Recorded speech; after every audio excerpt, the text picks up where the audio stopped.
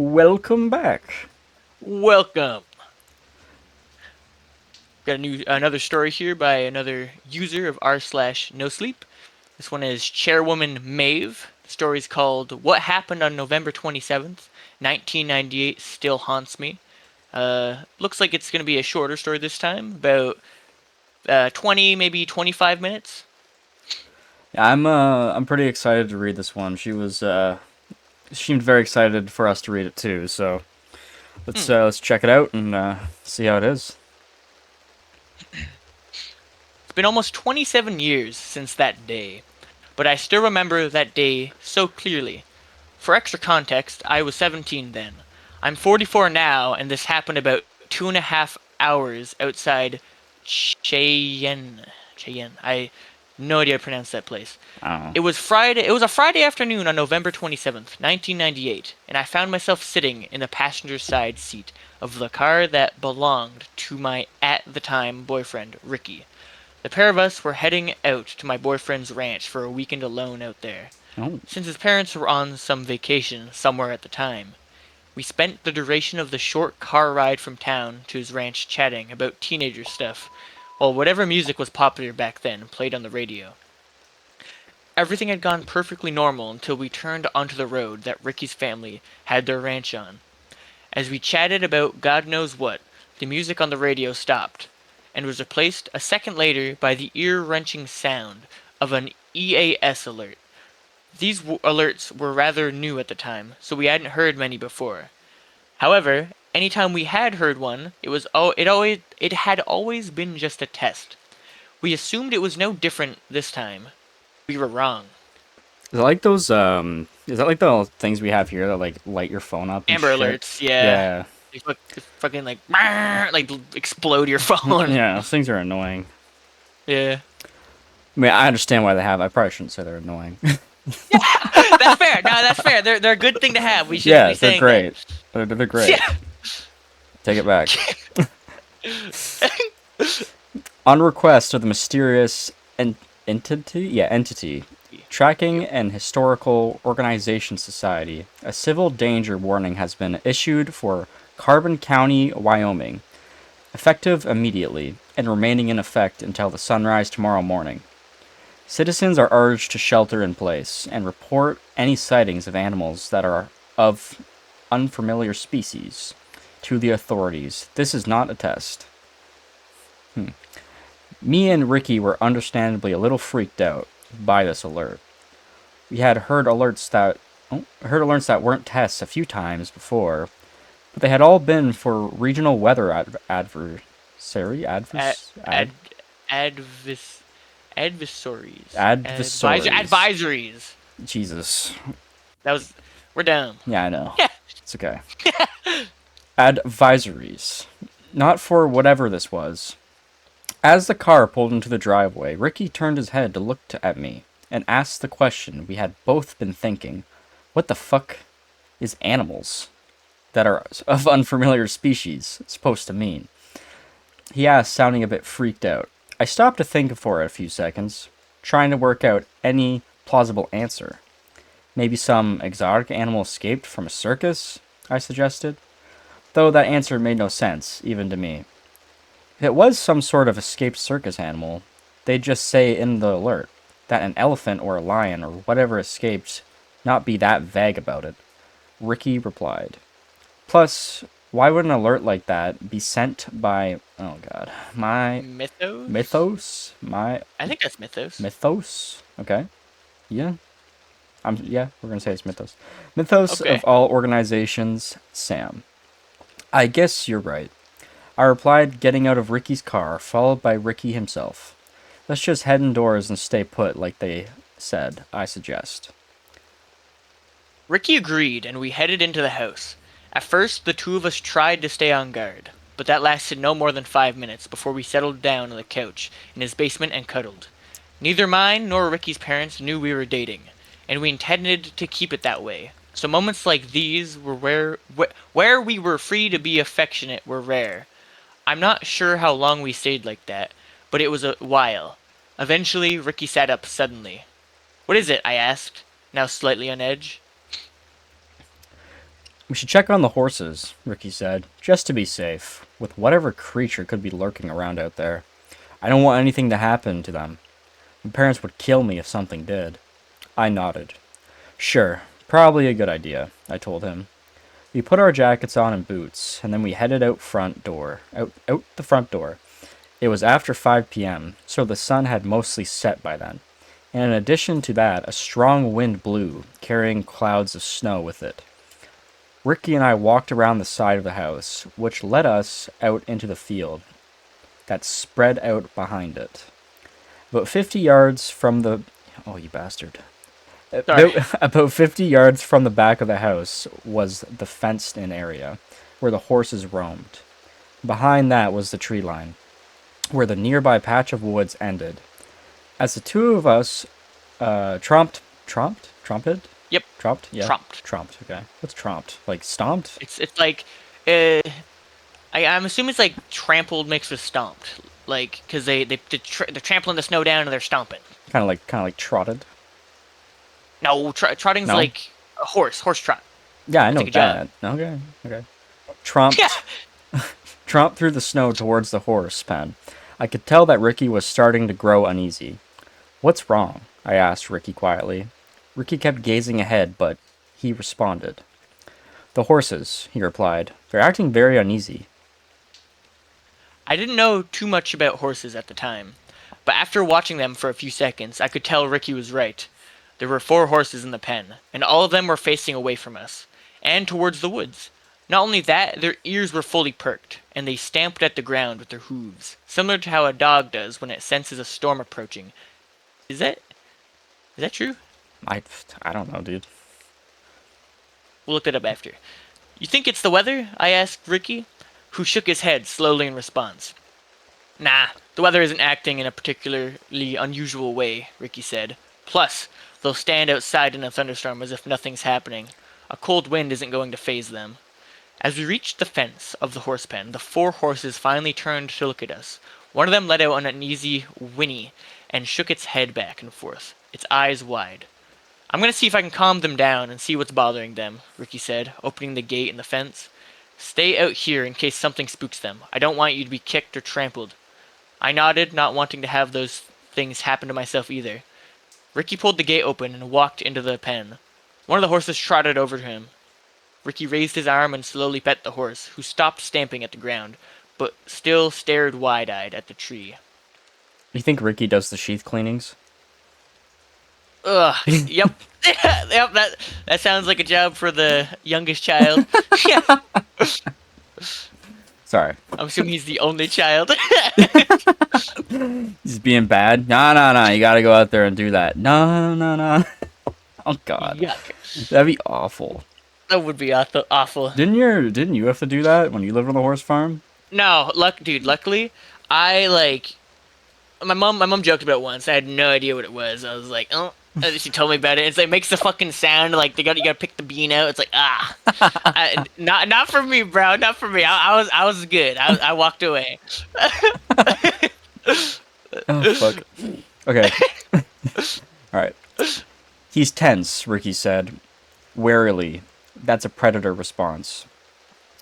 When he said that, I could feel my pulse getting a bit faster. Shit, I spoke quietly. You think it's like a bear or a mountain lion or something?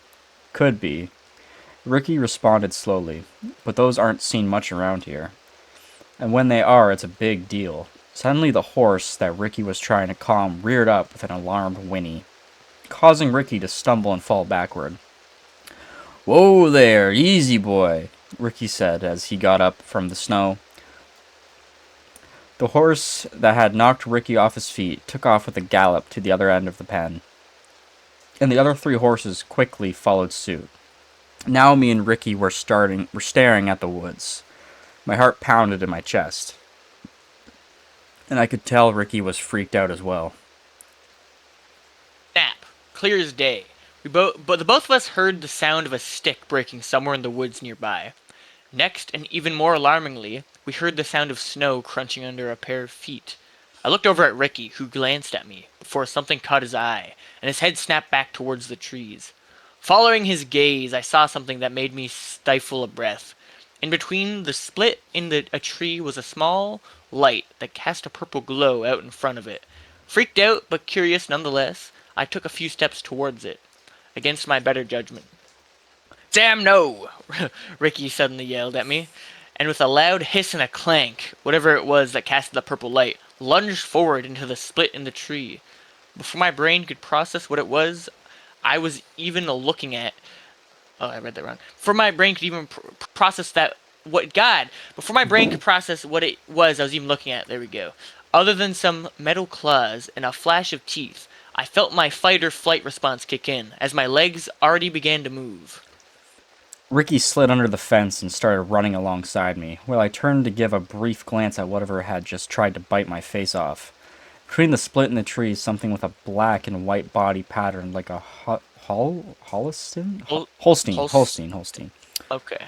Holstein thrashed and swimmered as it tried to get itself unstuck from the tree. I love how I grew up on a farm. I didn't know how to pronounce Holstein. That's I have embarrassing. no idea what Holstein means, And bro. it's a type of cow. Oh. Oh, yeah, that makes sense that you would know. Yeah. Eyes forward, Ricky instructed me as we ran as fast as we could towards the back of Ricky's parents' house. I did what Ricky instructed, but more noises coming from behind caused me to look back again. My attacker had freed itself from the tree and was now emerging from beyond the far end of the fence. This is when I got my first good glimpse of it. I just imagine it just like perked up, just Fucked up. that's funny. But it's black and white like a dairy cow. But that is where any similarities ended. It had a long, sleek body and a stiff tail carried by a pair of long metal legs. Before it turned its head to stare right at me, I was also able to make out that looked to be metal in the side of its face, and a glowing eye that must have been the source of the light me and Ricky had seen.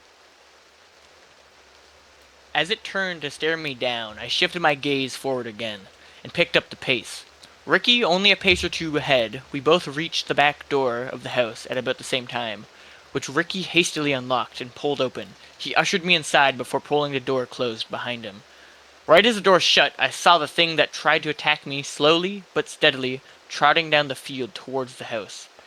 Ricky locked the door once it was shut, and we both quickly ran to the front of the house to lock the front door as well. I pulled the curtains down over the main living room windows. What do we do now? Ricky asked frantically, checking the windows. Call the police, I guess? I replied uncertainly. Ricky nodded. Right, he said as he walked over to the telephone. Ricky picked up the phone, and after pausing to look at me, he dialed for the police. The room was completely silent for several seconds until Ricky swore. Shit, he hissed angrily, putting the phone down. What? What's going on? I asked Ricky anxiously. High line traffic, he replied. I guess we'll just have to wait this out. I sighed nervously and looked around. Ricky could tell I was scared, and he walked over to me and gave me a tight hug. I took a deep breath and hugged him back. When we let go of each other, we just stood in silence. We both jumped when he heard a tapping and scratching sound coming from the back door. Oh fuck, I murmured quietly, clutching my hands together. It's alright, love, Ricky tried reassuring me, but I could tell by the look in his eyes and the sound of the breathing that he was just as afraid as I was. I glanced around at the windows again, but this time my eye caught movement outside one of the kitchen windows. The black and white head of the thing from before was visible through that window. It seemed to just be standing there, natural side of its face turned towards us, watching the two of us through a single bird-like red eye. Ricky saw me staring at the window and noticed it too. He took a deep breath before he began to yell at the thing. I was about to yell. I don't know. Would Get not be a good out! idea. No, get out! Get the hell out of here! Ricky yelled. I don't know what the hell you are, but you are not welcome here. I appreciate the effort. I can't scream, bro. It's gonna peak my mic. You don't even understand me. It's fair. The creature didn't do anything for a second, but then it began to laugh. Its laugh was a terrible, growly sound, which were reminiscent of the sound of barking hounds. We just stood there, frozen in horror as the monster laughed before ducking out of sight. It laughed! It just fucking laughed at us! I cried in fear and shock. Ricky didn't even say anything. He just nodded frantically. Then our attention was once again grabbed by the sound of more scratching, this time at the living room windows.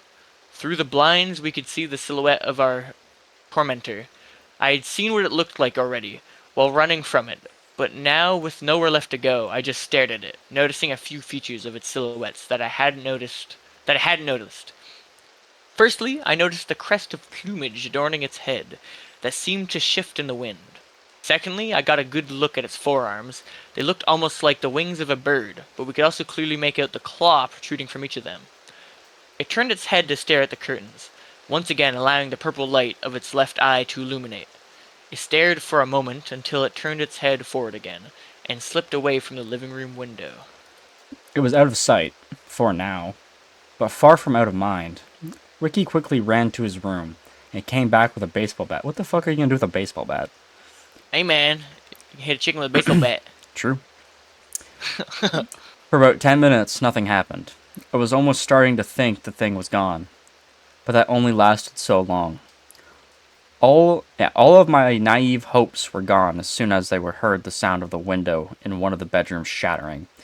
Ricky and I both leaped to our feet. I grabbed a knife from the dish strainer. Yeah, dish. Oh, okay, I know what that is. Never mind. And Ricky had picked up a baseball bat slowly. The pair of us made our way to Ricky's parents' room, where the sound of the shattered window had come from. Slowly, I pushed the door open, feeding a gust of cold air as I did. I peered into the room, just long enough to see the monster's head slip back through the window. Ricky, I cried. I just saw it. It was sticking its head through the broken window. Ricky stepped past me into the room. Shit. What am I going to tell my parents? Ricky asked more to himself than anyone else. Well, at least the window it broke. Oh my god. Well, at least the window it broke is too small for it to get inside the house through, I said, trying to find anything good about our predicament. Yes. Y'all. Real zesty with that, Wyatt. Nuh-uh. Y'all is real lucky that window ain't big enough for me to get through. Oh, it's speaking. Oh, it talks. Okay. That's cool. That's really cool. That's creepy. I don't like that. A feminine voice with a southern drawl interrupted from the outside of the window. Ricky and I just froze in place as she spoke. I'll find my way inside, just a matter of time. Oh. Ricky and I quickly ran out. No. I got this. Ricky and I quickly ran out of the room and slammed the door shut behind us. Now you can do it now. Yes, my liege. Come on, Ricky said. We're gonna go get my dad's gun. I followed Ricky downstairs into the basement, where he led me to a safe under the stairs. Take the bat, Ricky said, handing the baseball bat to me. I took it from him and stood guard as he knelt down to unlock the safe. My heart pounded in my chest as Ricky turned the dial on the safe. Ricky got the safe open and grabbed his dad's pistol out from inside. He pulled the magazine out of the bottom of the grip and began loading rounds into it. Once that was done, Ricky stood up, holding the pistol carefully. All right, Ricky said, let's head back upstairs. That was a decision we never should have made. I walked behind Ricky as we made our way up the stairs. He had the pistol pointed upwards towards the ceiling to prevent any accidents. We reached the top of the stairs and Ricky paused to look around a couple times. I walked towards one of the armchairs, wanting to sit, but still feeling too paranoid to allow myself to relax. It's okay, babe. If that goddamn cyborg bird monster gets in somehow, I'll blow its fucking brains out, Ricky said with a smirk. Seeing my hesitation, for a moment, I felt genuinely safe with him there to protect me. But that feeling was shattered along with one of the living room windows, as the same monster lunged straight through it. I leapt backwards into the armchair, which toppled over from the sheer force of me hitting it. The monster tore through the curtain and went straight for Ricky, who barely had any time to react before she clamped her jaws down on his right arm, causing him to yelp in pain. Ricky fired 2 shots, but both of them just went into the walls as the monster dragged him violently across the floor, causing Ricky to drop the pistol. I found myself unable to do anything but stare in horror as the monster dragged Ricky into the kitchen. Ricky, bless his soul, that's funny, still tried to desperately fight his way out of the monster's grip, by punching and kicking at her, as well as tearing out fistfuls of her feathers. The monster tossed Ricky, who landed with a crash. I was going to say crush. Out of my view in the kitchen. The monster shook her head before lunging in after him. What followed was a gut-wrenching cacophony? Cacophony. Cacophony? I think so. Cacophony? Okay. Cacophony of breaking glasses, animalistic snarls, screams, and most sickeningly, the sound There of you go. flesh being torn. This one went on for a minute before finally ending abruptly with a disturbing crunch. Oh. He didn't shoot the damn thing. Well, I mean, he dropped the gun. She could have, you know. Well, I don't know. She was scared. I he's let him die. Like they said, went on for like a minute. I love how she was making her prayers to him before he's dead. Dude, that is fucking hilarious. Though. That's pretty funny. That's what God rest his soul. You just hear him in the next room. Yeah, screaming. He's like, "Ah!" Get the pistol, damn. The reality of what had just happened began to hit me like a freight train as the silence was interrupted again by the sound of tearing flesh. Ricky was dead. That thing killed him, and now it was eating him. Shock and horror quickly turned to grief and rage as I came to that realization. My breath quickened as I pushed the armchair off of me, and I focused my eyes on the pistol that now lay on the floor. I crawled towards it with great determination as I heard the metallic clank of the monster's feet drawing nearer. I reached the pistol just as the monster peered around the corner, her cybernetic eye bathing me in purple light. With a rush of adrenaline, I picked up the pistol and aimed it towards the monster. She started to run towards the window she came in through, and I shot. I fired 3 shots, the first 2 missing, but the third one, it struck the monster right in her cybernetic eye. She screeched in pain, and sparks sprayed and cracked from the eye as she flung herself through the window and out into the snow. I got up quickly and ran to the window, intent on finishing her off, but she was gone. I dropped the pistol and tried to slow my breathing, but as my mind flipped back to my brutalized lover, I found myself unable to do so as hyperventilation set in. The last thing I remember is being hit with a huge wave of dissociation as I sat down on the windowsill before it all went dark. The next thing I remember is a large man in a dark green uniform setting me down on a gurney in the back of an armored vehicle, where a nurse took my temperature and asked me a bunch of questions. I didn't know how to answer. "What about Ricky?" I asked weakly. The nurse's face fell and she just shook her head. "Well, no shit!" Yeah! That was actually good, though. Yeah, that was actually really fun. I really like that. I mean, I like. Though. Why are you Shoulda- disappointed? Should have shot the bird, bro. She had like a minute, bro. Like you can't just listen to that for a minute. That's I don't know. awful. Maybe the chair was heavy. I don't know. That's fair. That's fair. It was fun. Sure. I really like that. That was a lot of fun. I did have fun reading it. Yeah. Yeah, that was a lot of fun. I like the monster how it could like talk though. Like that. That's unique. Like that you don't see that much. I think it was With, cool. I do wish we saw more of it though. Oh. I would love to have seen a little bit more like of the monster talking and like kind of like maybe like harassing them more. Like I think that'd be really cool. Taunting them. Yeah. Yeah. Because it's witty, right? Yeah. Like, that's what it sounded like. It sounded like it was witty and it was like kind of like trying to fuck with them a bit. So I would have loved to hear more of that. But like, it was a short story, so I understand. But it was really fun. I really enjoyed it. She did send me some creature art for it, so I'll probably flash it right around now, so you guys can see it. But yeah, that's all we got for today. But we'll be back tomorrow with another story. Goodbye. Yeah, you have nothing to add, Ben? You're just gonna...